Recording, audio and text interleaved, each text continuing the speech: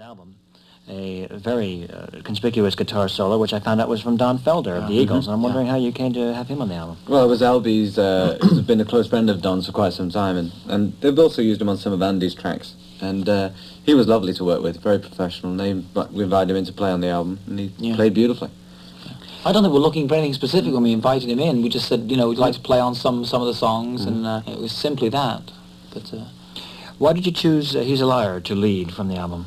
Because at the time, and we still believe it's the one to go with first, because of its radical differences, and because we simply have to break new ground. We can't go on being the falsetto singers and everyone going, oh, not that again. And as with the whole of this album, there's only one falsetto song on this album.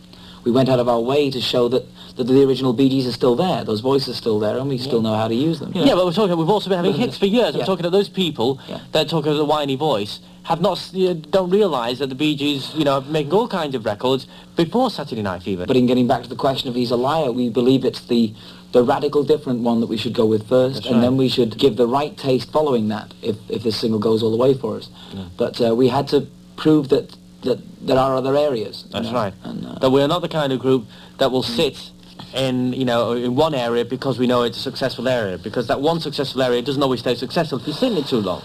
Someone said to me recently that they had thought that a lot of your 60s songs were about death, and they were wondering if there was something bothering you at the time. And as I looked back about it, I thought, well, there was I've Got to Get a Message to You, and there was New York Mining Disaster. That's it. Well, no, our flair at that time was just simply for the dramatic. Yeah. We loved strings, we loved... sense of urgency. Yeah. Which people do like. The desperation point in people's lives. Always very important, especially in a record.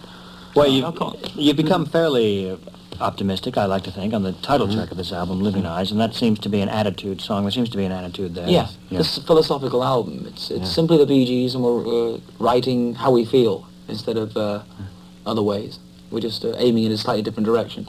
But the songs have come across well, we think. For those who haven't yet heard Living Eyes, how would you describe it? Living Eyes is an up-tempo, philosophical, I don't know if you'd call it a ballad, I don't know. But basically the message in the song, if there is to be a message, is that, God, if only everyone felt like this.